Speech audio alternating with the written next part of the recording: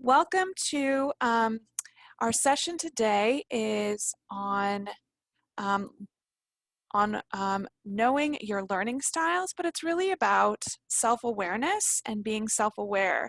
You might be asking yourself, if you're the work-based learning team, what does being self-aware have to do with work-based learning? But this is really about all things related to you finding your purpose and your passion, finding a way for those to align and those taking you into your career. So if you don't know, if you are maybe a little out of touch with yourself, or you haven't spent enough time with yourself to really know, or you haven't had people around you asking questions about who are you, what are your passions, what do you want, it can be really tough to figure out what you want to do and how you want to invest yourself moving forward. And so learning styles are just one of those ways that we might come to understand and know ourselves better. So that's what we're thinking about today. We're going to move you through various activities and reflections, and then you're going to get some time with some of our panelists that are going to help you understand yourself, your learning style, and therefore your purpose, your passion, and your profession better. So we're so excited to have you with us. If you're with us right now, if you hopped on late, it is being recorded. And then just remember at the end, you'll see me back at the end, and I'm going to ask you to do a survey. And that survey is a way that we can stay in touch with you, that we can get your feedback on how we can serve you better. And it's also a way for us to communicate to your schools and those that have directed you here that you are with us, you are present. So please make sure that you're with us the whole time and you get that survey with us at the end. And with that, I'm going to turn it over, I believe, to Shamira.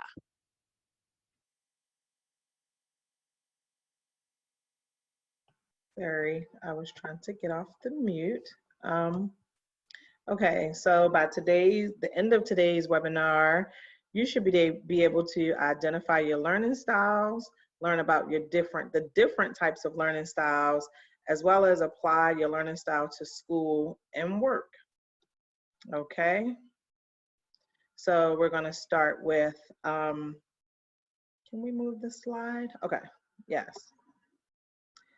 So here's a quote from Ralph Ellison: "When I discover who I am, I'll be free." Right, ponder on that for a second. Let's start with, what is a learning style? Okay, so learning style is more of a preference of how you would like to learn and receive information, and then how you process it. For example, if you were learning how to play a video game for the first time, would you watch someone else to play? Would you get the cheat codes? Would you read up on the best strategies, subscribe to some gamer magazines, or watch a YouTube video? It's all on your own personal preference on, how you would learn how to play a video game. Then secondly, it's also about knowing yourself, which is very important, and knowing yourself and your preference and how you receive your information, and knowing that ways that you learn best, knowing your preference, it can support you in how you study, how you work, whether you decide to use flashcards or record yourself. One of the things I like to do is look at YouTube videos that can break it down in a different way for me to understand, something that I'm trying to learn. YouTube is definitely good for that. Not to quote and write your papers, though, don't use YouTube, but it's a good way to learn. I think I'm a visual learner. We'll find out soon. And when you begin your career, just your preference to understanding and approaching, your projects and tasks that you'll be assigned just in the workforce. And then finally, the more you know about yourself and are aware of your preferences, the better you can apply them in your decision making and applying your strengths towards becoming successful. So now we're going to figure out what our learning styles are. I said I like YouTube videos, but we'll see once I do this assessment. I'm actually going to do it with you. We're going to do the vark questionnaire, which my colleague Albert is going to put in the chat for us to do. And we'll take about 6 minutes to do it. I'm going to show you, I'll do 1 or 2 questions with you, and then I'll let you all do it on your own. We'll take about 6 minutes to do it. Let me just... Hey, Mary, do you want me to stop sharing so you can share? Yes. Yes, please. Okay. Thank you. Thanks, Albert, for posting. Oh, you see my colleagues on my screen too. I'm going to minimize this. Can you see? Can you all see the assessment? Not yet. Oh, I click share. Let me try it again. Okay. One more time. Sorry about that. So share screen. How about now? Yep. Mm-hmm. Are you all on the screen too, or is just the assessment? I can see the vark questionnaire. Okay, that's what I wanted to share. So with the vark questionnaire, we're going to choose the answer which best explains your preference and click the box next to it. It's pretty self-explanatory. Some of them you can click please click more than one if a single answer does not match your perception, and leave blank any questions that does not apply to you. So I'm going to do the first two of mine, and then I'm going to give you all 6 minutes to finish the rest. It's roughly about 16 questions. So I'm going to share my results. Everybody ready? So excited.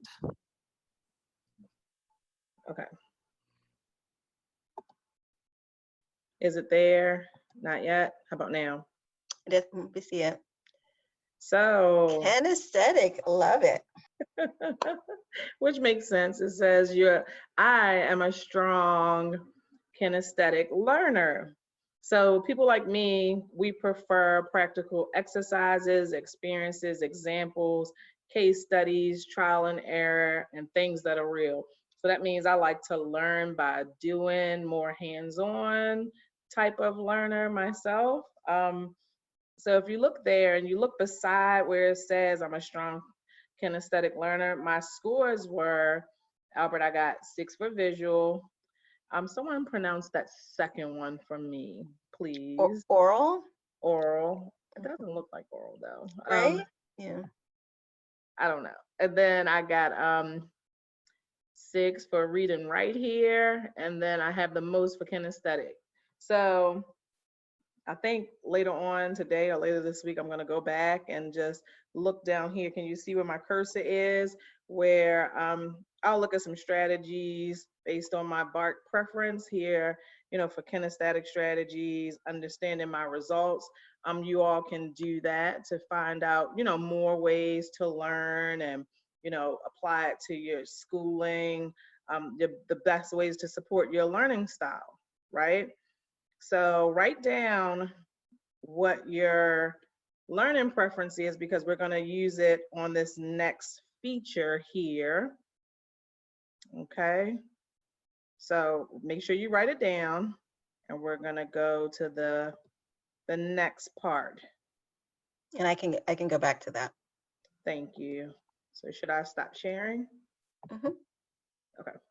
Thank you. You're welcome. Thank you. One of the questions in our exit survey is about your learning style preference. So you could also capture it there and let us know if it's accurate, or if you feel like it should be something else. And I'm going to go back to our screen. I apologize for that technical difficulty. So one of the things we were going to do is based on the number of people in the room who fell under the 4 different kind of categories. So we have visual, we have kinesthetic, we have read and write, and then we have multimodal, was to say, well, in this audience, like X number of people fell under each category. So we're going to kind of walk through kind of what each one means and some learning tips for each one. So the first one is visual. I don't know if anybody on the work-based learning team had that one. I know I was multimodal. I know Barbara is multimodal. I know Shamira is kinesthetic. Albert, what were you? I was multimodal as well. Multimodal too. Okay. So for visual learners, it says that visual learners, so if I was doing this presentation and I gave an example, if my audience was primarily visual learners, I would have a lot of visual graphics on the screen. I would use a lot of color. I wouldn't use a lot of, like you see that graphic where there are a lot of small words. I would try to find ways to highlight words, whether that was using color coding or underlining or circling. So for visual learning preference, like I said, it's not saying that this is the only way that you learn, but this is a preference to how you might absorb information and retain information. So a visual learner likes to take information by reading or through diagrams and pictures, which is why I put a lot of pictures on the screen. Color, diagrams, and pictures help you stay interested, which is why I use graphics that had had color in it. And in classroom meetings, you take notes to process and retain information. Some learning tips for school and work include watching videos on the subject matter. So for example, the learning how to play a video game example that Shamira used in the beginning, if I was a visual learner, I would go to YouTube and watch people playing that video to have a better understanding of some strategies on how to do it. Visualizing concepts in your mind. So even taking the time to mentally visualize how concepts come together or how subjects come together, or even if you're learning, for example, a theory in science or math, really just taking the time to mentally process it and visualize it in your mind. They're saying that's a helpful tip for a visual learner. Write down keywords, ideas, and instructions if presented orally. So if I'm even sitting in this webinar or sitting in class, making sure that I was writing down what the instructor was saying to help keep it top of mind. Considering drawing out complex tasks. So for example, mind maps are really great for someone who's a visual learner to kind of break down complex and big pieces of work or projects into biteable pieces. Like we talked about before, color coding, highlighting, circling, and underlining keywords to kind of help them stick out. Auditory. So this is for somebody who likes to listen to receive information. This person loves doing, probably loves doing like in-class instruction where they're like in the front of the classroom and they can hear everything that's going on. And because hearing and learning is really how they receive and retain information. They're also saying that this person is also good at remembering song lyrics, which would explain why I'm not good at remembering song lyrics or singing the wrong words to the right songs. So learning tips for this preference is watching videos or listening to podcasts on content you want to learn or need to learn. So for example, if you had to read a book, maybe you download an Audible to get you through that book and able to understand some of the concepts, but also retain a lot of the information. Reading information out loud. So one of the things that I've seen some students do is either videotape themselves or record themselves.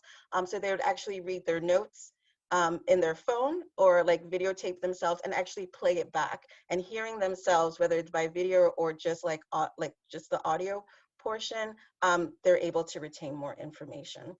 Take part in discussion groups. So I don't know if in your school you might have a group of classmates that you might want to work with, but being able to like talk out concepts or things that you're learning in your class with others, just having that space to listen and to share verbally is also another tip that they recommend for this kind of learning style. And another tip that they recommend is to avoid a lot of noise when you're studying. So for the next one, which is read and write, I think this one is to me the most self-explanatory. So this person retains a lot of information by reading and writing their notes. They prefer to read and write down almost anything that they have to absorb and retain. And they need a lot of pen and paper because they're taking notes constantly to remember stuff and to keep things at top of mind. So some learning tips for this is read through the material yourself and keep your handouts and notes organized. So that could be through a binder, whether you're using like Google Drive, just thinking about the best way to kind of organize your subjects and the notes and your handouts to be able to come back to. Always carry a pen and paper with you is another recommendation that they have, so that you can always take notes. And when you are at your job or your career, even asking questions when you're taking that notes to make sure that you have everything you need to be able to kind of come back to. Another tip that they recommended was after writing your notes, rewrite them to retain the information and translate your notes into your own words. So if you were, let's say we were doing like a biography on Shakespeare or another literary figure, and when you were trying to like interpret what they were saying, not just taking notes on what your teacher says, but how would you say that in your own words that you would be able to better understand the concepts. And then for the next one, which is what Shamira is, kinesthetic. This is, to me, the one that makes more sense, and I don't know why I didn't get a higher score on this, but this is somebody who really needs to be in the application to be able to learn. So that's learning from moving and doing, and learning through active participation in what they're learning. So for example, if I have to learn like Microsoft Word or Microsoft Excel, I need somebody who's going to sit with me and actually show me how to do it, but then I need to go on myself and like play with it and through trial and error to really understand. So this kind of learner, some tips for them is to write notes, have silly putty or like a tennis ball or a stress ball nearby to kind of keep them focused. Study in short blocks and take lots of breaks when studying to make sure that when you're studying, it's at your maximum, you're using your maximum time and you're really focused in those short blocks of time. Study with others was another recommendation. And then find online simulations where you can have like a hands-on approach to really understand the concept or the subject matter that you're trying to learn in the classroom or at work. And they also recommended the use of flashcards and memory games as part of a learning tip for this learning style preference. Now, multimodal, the one that Barbara and I fell into, roughly 50 to 70%, according to data, of any population kind of falls into this group, which means that we use multiple learning styles to help us retain information. So that could be visual and auditory, auditory and kinesthetic, auditory and reading and writing, or it could be a combination of all four, where we would use the recommendations and tips from all four categories to figure out what would be the best approach when we're learning, but also when we're working with others, understanding their learning style preferences, and also if we were going to do a presentation or a training or anything of that sort. So that's really just a quick overview on the different types of learning style preferences.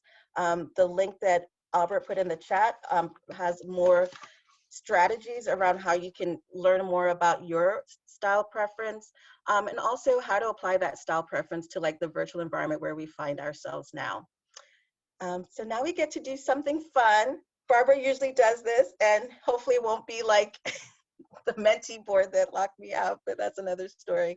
And so I'm going to kick it over to Shamira, and I'm going to work on the pin while we do that. But if you want to give the instructions while I get us started.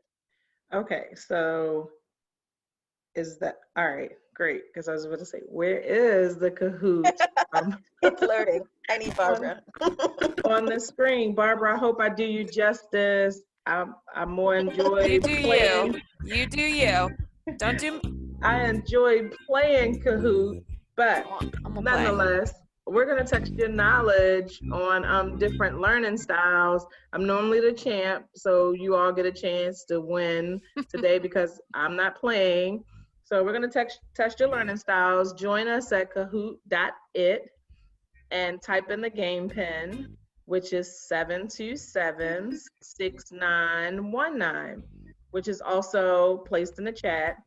Enter that and let's get some players on here to test your knowledge. I need some game show music. Can you hear the music in the background? Not really. Yeah, I can. I'm just being okay.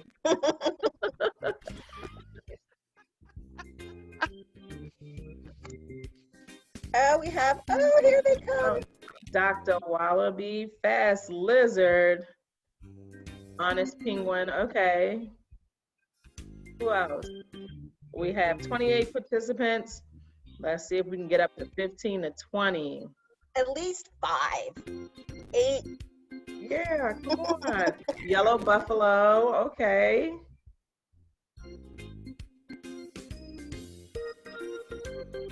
I see Barbara looking down, so I think she's one of these people.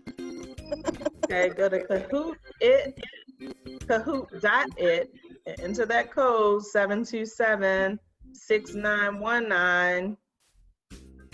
Get one more person, and then we'll get started.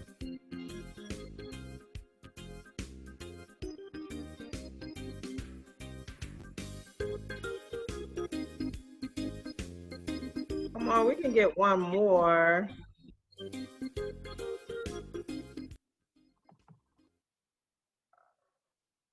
So you can do this on your phone, or you can do this by opening another tab.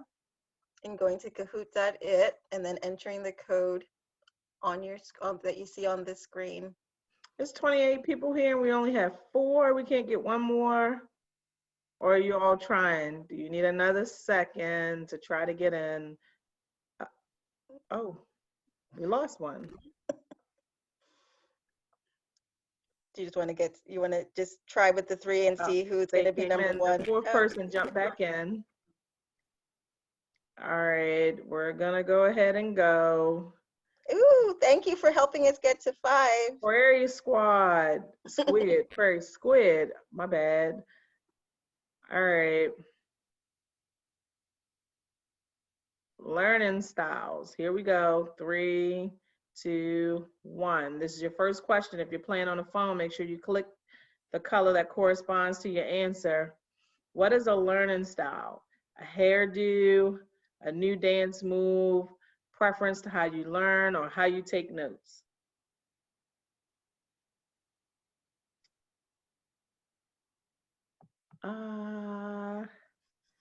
That was not the right answer. It was your preference to learning. Okay, honest penguin. We're just gonna move to the next. True or false? Is knowing your learning style important? True or false? Yes or no? Here we got the 5 answers. Yes, okay. It was the right answer, yay.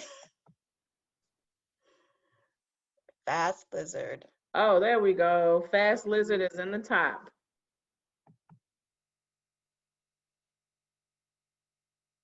How can you use your learning style preference?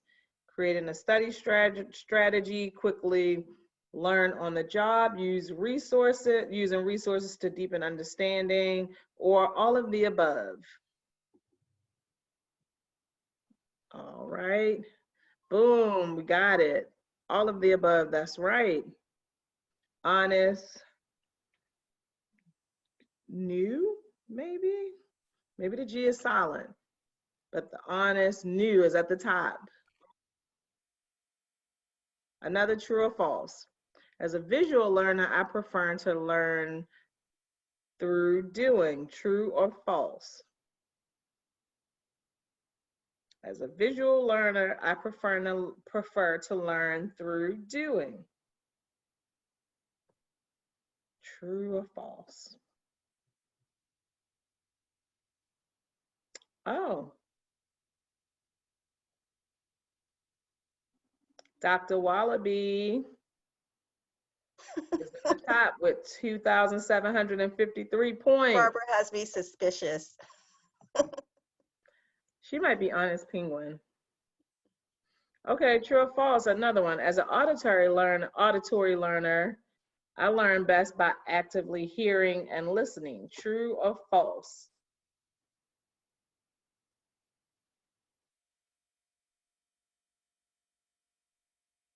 Okay, let's see what we got here.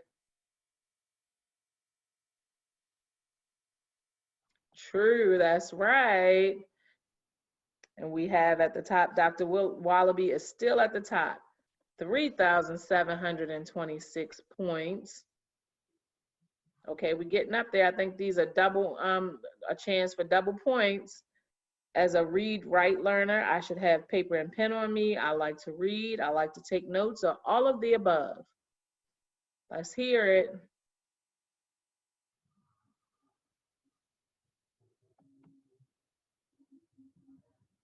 Dr. Wallaby, I'd like to know who that is.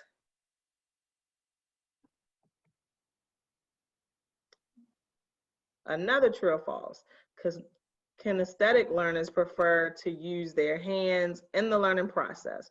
True or false?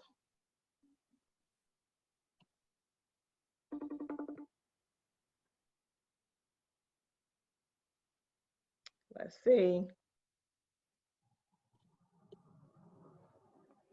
True. Who put one for the false? On it, Dr. Wallaby is still at the top. 55. 104 points. All right, I believe this is our last one.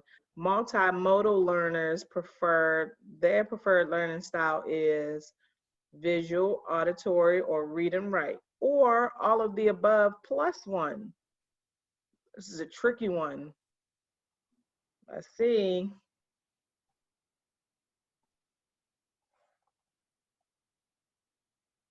All right.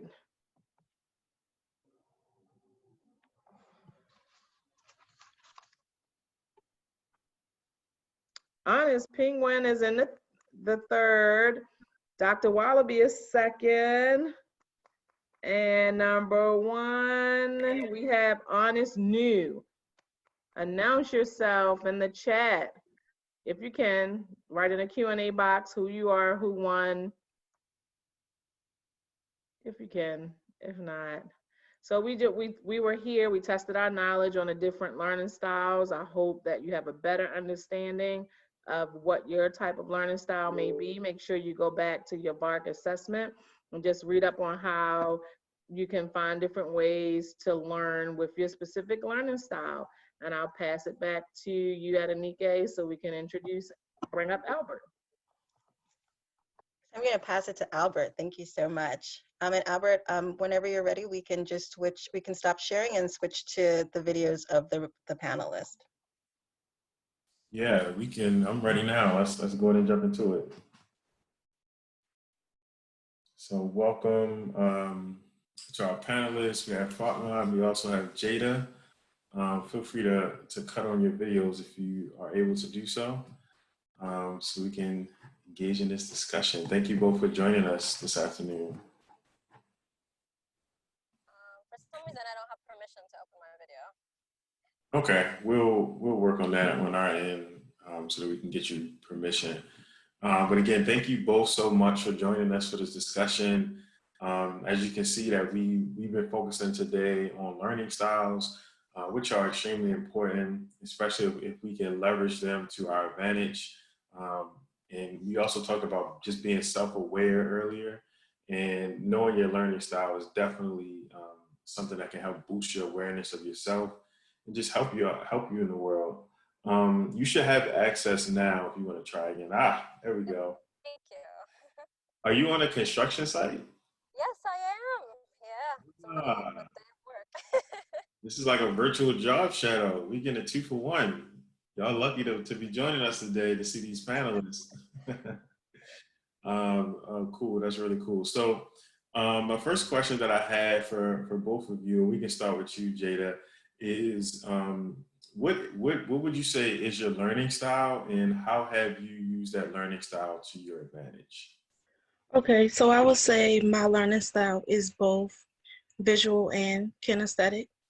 So I prefer to work with my hands, but if I'm in a situation where I can't work with my hands, then I would rather see like charts and graphs to help me better understand it. So my major right now, because I'm in college, I'm doing computer science, which is a lot of programming. So I am hands-on most of the time. So it fits my preferred learning style.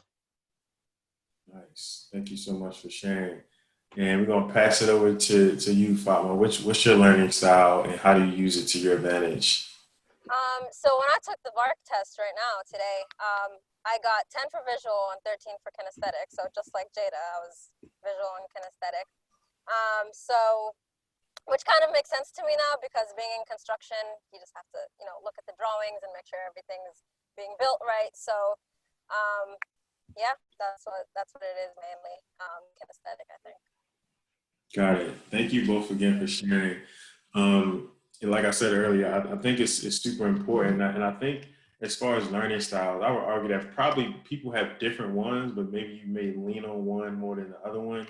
Like for me, I love hands-on stuff. Like I'm like, show me. I can watch the video of it. I can listen to you saying it, but I like for you to show me. Like, let's do it together to help build my understanding. And so, I try to use that as much as I can to my advantage. So of course we are the work-based learning team at the district. And this is our second Lab Wednesday, so glad to have y'all here. But we are just really, really big on connecting our students with work-based learning opportunities and helping them to see the value in work-based learning opportunities. So whether it's an internship, an apprenticeship, a guest speaker like you two joining us today, or something else, we want to expose our students to those opportunities that's going to help build them as young professionals. So, in thinking back to your experiences, and we can kind of start with Fatma and go back the other way this time. What work-based learning experiences would you say help you get to where you are today as a professional? What work-based learning experiences helped me get to where I am today? Okay. So I guess, could you word that question? Really, in my head, I'm Absolutely. like, sorry. No worries. I can definitely repeat it or even word it differently. So like I mentioned, like there are a variety of work-based learning experiences along the continuum. So whether it's pretty much the experience is designed to help you get knowledge of the profession that you're trying to go into. So sometimes before people go into professions, they may do an internship, they might do a job shadow, they might do an informational interview. So I'm just curious, have you done any of those things or even something different to help you to get to where you are? Yeah, okay. Sorry about that. Clearly, I'm not an RL No worries. at all. So, yeah, after 3 years at UMBC, I did a career development program, and that's where I met Miss Nikki. And so there I was doing their construction management track. It was called Europe. It's the Europe program, and I did their construction management track. So after 6 months of taking classes at a community college, like business and construction, we get 6 months worth of internship. And so really that 6 months was where I truly was able to get that, like you said, work-based learning, and see what I was learning in the books and in the papers truly being applied in the field. So that internship, I think, was everything. And just moving kind of what I thought I wanted to be doing as a chemical engineer, I found it all in construction. So yeah, I think that's what it was. Got it. And thank you for sharing that. I just want to, before we pivot back to you, Jada, just want to remind our students that if you, throughout the course of this conversation, if you have any questions or thoughts, please share them. We'd like to hear them. And we're going to, because after this conversation, we're going to pivot to a question and answer period. So if you all have any questions, feel free to put those in the chat. And so Jada, same question to you. What work-based learning experiences help you to get to where you are today? Okay, so I was also in Europe and I did cybersecurity, where I did a 6-month internship at T. Rowe Price, where I was a cybersecurity analyst. And so I had liked it, but I realized that I wanted to do more programming than what they was giving me. So from there, I started working on different programs and trying to create different programs myself. And then I found that I really like that. So that's now what I'm trying to pursue. Nice. So you mentioned internship, which are really, really, really important. Even a part of when I went to Morgan State, I was able to use a guy on my network named Bobby Marvin Holmes, who used to work for the radio station, and he was able to connect me with an internship, which was really, really helpful for me to learn about broadcast journalism and to see what was out there as far as the radio. So internships are super important. So in thinking about it, if you could kind of like rewind time and talk to your high school self, right? Like that self that's obviously not who you are today, a little bit different. What advice would you give yourself on transitioning to, the world of work or into your career today? And we can start with you again, Jada, and then we'll go back the other way. Okay, so when I was younger, I was diagnosed with dyslexia. And so it took me a while to grasp things. So when I was in high school and middle school, I didn't really push myself as much as I do now. Like I will push myself, but not to the point where if I want to do this, I can do this if I put my mind to it. So I would just go back and tell myself that no matter how hard it get, or no matter how long it take, if I push myself, I'm going to understand it. That's very important. That's very important. And I think sometimes people hear that, but it's like they may not internalize it. Like it's so cliche. People always say it, but if you apply it, you know that's how you get to work, and that's how you get to obviously where you are. So same question to you, Fatma. What advice would you give to your high school self? So in high school, I was a completely different type of learner, and I didn't realize that until today when I took the vark test. I think just 2 years ago when I was in Europe and I took it, my results were actually really heavy in reading and writing, like much higher, and now I only got like a 3. So in high school, like every single thing that teach that and like make flashcards and note cards and everything. And so moving into college, I tried to take that same like learning style and into my classes and lectures, and it didn't end up being as effective. So you're constantly in this position where you're just like, okay, what I used to do in the past didn't work. What do I have to do now? What do I need to change? And so like Shamara said, it's knowing yourself, and being 9th, 10th, 11th, 12th graders right now, it's okay that you don't or have a full understanding of yourself or your style or what you like and what you don't like, but always just be like on your feet, paying attention to, okay, if this isn't working for me, what can I do to make it work? So that's what I would say. That's It's always very this adjustment. good advice. So I do want to acknowledge, right, like you're on a construction site right now. And unfortunately, I think a lot of times when we think of construction, we automatically think of men, and we automatically, just see it as something that women are not really involved in, right? Which is completely untrue.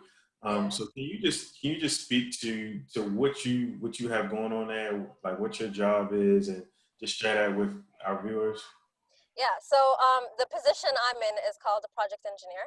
And so typically on a job site, so here's the general sequence. Usually you get plans from like an architect, and then they're passed on to us. We are the general contractors, and we print it up for them, and then we hire the subcontractors who actually build it. So as part of the general contracting team who's on site building it, there's a project manager and a superintendent, and underneath each one of those, there's a project engineer and an assistant superintendent. So I'm project engineer, but basically I assist the management team. So yeah, we just come here every day and we make sure that people are building things according to the plans, according to the contract documents. And you're right, there isn't many women out here, but the men aren't. I've been on like almost 3-4 job sites now, and the men aren't like degrading about it. And I feel like it's probably a culture just in construction, because nobody really knows everything. But there are subcontractors or people who are experts in their trade, and so when you go up to them and you ask them a question, everyone's always ready to answer, and that's always a wonderful thing about it. So it's always this constant circle of learning. So yeah. That's wonderful, and I think just your presence there like debunks that myth, right? Of like, it's just men like who are working on construction sites and doing different projects. Yeah, and from time to time you'll see like a woman finishing drywall or helping the framer and stuff like that. Absolutely. Thank you for sharing some of that story. So we are wrapping up. We're running low on time.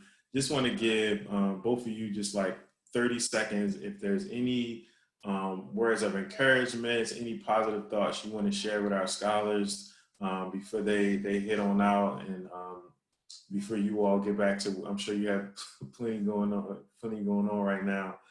So we'll just start with Jada. Any final words you want to share with our students? I would say that it's okay that you don't know what you want to do right now, but as long as you are persistent enough and you develop what you like, then you'll be perfectly fine. Very true. And Fatma, moving on to you. I would say back to your point, Albert, about like having an internship and just getting that experience. So a lot of times, especially when I was in college and when I was in high school, it was really, really hard to get your foot in the door and actually get an internship. So don't let that, like, what's the word? I don't know, just don't let that make you feel like, oh no, I don't have enough experience and my resume isn't going to look that great, and blah, blah, blah. I know it's difficult to get your foot in the door, but eventually you will. And I think you guys probably have great resources like Miss Nikki and, you know, all the other people who work on the team to try to get you where you need to get. So just always keep that hope up high. Absolutely. So again, thank you both so much for joining us for this discussion. I'm hoping that our students gain some value out of it, especially when it comes to your learning style. You mentioned even like using people around you to your advantage, taking advantage of work-based learning opportunities. All of these things are essential and extremely important in the development of our students and just transitioning into your career, right? Whatever profession you want to get into. So again, thank you so much for joining us. Albert, so there's a question that came in the Q&A, and I'm going to kind of try and rephrase it and pose it to the group if you don't mind. Please, yeah. Okay. So the question was really about like overcoming, whether it's a disability or just overcoming a barrier in order to kind of get to where you want to go. And I know Fatma, I know you really well. Jada, I know you a little bit. So if you want to talk about like what you've done to kind of overcome a barrier, a disability, or a challenge to kind of get to where you are right now. Yeah, either one of you can start. You want to share? Jada, you want to go first? I guess I can go first. So I would say with me knowing that I had dyslexia, I had to have the mindset that even though I did have problems learning, I had to put that aside. Like I didn't make that define me. I had to have in my mind that even though I don't learn like other people, I have to figure out how I learn. And then after I figured out how I learned, it pushed me more because I grasp stuff way faster than I used to. So after you figure out how to deal with it or how to cope with whatever you're dealing with, then it'll be easier to overcome. Thank you for that. So I think for me, I would say my biggest struggle was, I mean, it wasn't physical, like what's mentioned in the chat, but every single semester when I was at UMBC, it would literally just have its own set of challenges. Like I would never get out of a semester without having to go like, whew, thank God that's over, you know what I mean? And so I think for me, it was, okay, assessing every single semester that, you know, there might be a challenge and I need to do X, Y, Z to overcome it. And I see in the chat you wrote, you know, life is always going to be a struggle. If you say that, and you're putting that energy out there, and yes, life will always be a struggle for you. But you know, what I was taught when I was at Europe was daily affirmations is everything, positive daily affirmations.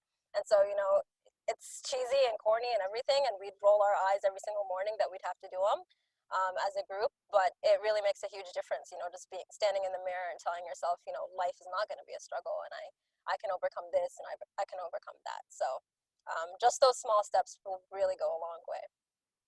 Yeah, and I'm a huge fan of affirmations. Just putting that good energy, good spirit out into the world, and then trying to live by that, right? Like trying as best you can to walk in those shoes. So Absolutely. definitely down with that. Adenike, were there any other questions? I'm just looking at the chat real quick. I mean, I know we only have 3 minutes left and Barbara has to wrap us up and we have to do the exit survey, but I would have Jada and Fatma have such an amazing story. Just like Jada finished Europe, BCCC with a 4.0, right? So even her thinking when she came into that program, like based on her high school record, what she could or could not do, she totally outshined herself, right? And I think Fatma had the same story where like college had a certain experience and she was able to take all of that learning and take all a mentor, guest speakers, all of that kind of work-based learning that you guys are forgetting about and only thinking about internships, and that's totally fine, to how they refueled themselves to kind of where they are right now. And like even just seeing them, their two beautiful faces just gives me chills because they're doing such amazing things and they're really walking in their purpose and their passion. And that really had to do starting with, sometimes you have to fail to understand yourself and understand different parts of yourself to figure out how am I really going to soar. And so seeing them soaring now, this is not where they started. This is kind of a process in the making. So I think that's really where I'm going to wrap up. If they wanted to say anything to add in to wrap up, and then we can hand it over to Barbara. But thank you both, Fatma and Jada, for being here with us today. Thank you, Fatma and Jada. This is always my favorite part of our time, is hearing from our speakers and your remarkable journeys. So I just want to thank you so much. And I do love your background, Fatma. If you wanted to prove to anybody, and your hard hat, you're like, you want construction management, I'll show you construction management. So thank you for taking us into your workspace, and say thank you to whoever it is that was like, you're gonna speak on a panel. Okay, just do it over there. So say thank you to them too. We are grateful for your time.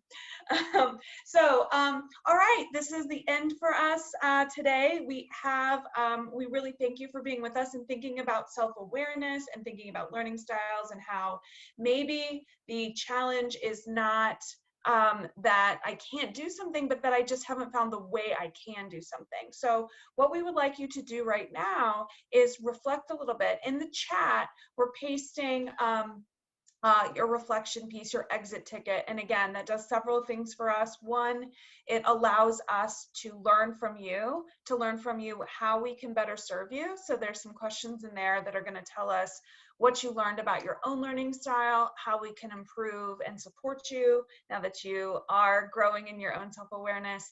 And then the other piece is it allows us to follow up with you if we have additional resources. And finally, it allows us to tell the adults who guided you into this space that you were here and that you were engaged. And so please complete that exit survey. It has been posted in the chat. And if you have any challenges, like if you don't understand a question, we're going to stay on. And you can post your Q&A questions in, if you have questions posted in Q&A, and we can help you out with that, because the chat is sort of, it doesn't function for attendees, but the Q&A, we will see your questions there. And I just want to thank all of you that were with us, thanking our speakers again, thanking the wonderful work-based learning team. And we will look forward to continuing to see you on Wednesdays, and to continue to bring you opportunities and resources and inspiring voices of young people just like you that just happen to be a little bit further along in their path, but that can turn around, turn back, and give you a hand and give you ideas about how you can get where you want to go with work-based learning. Thank you all so much.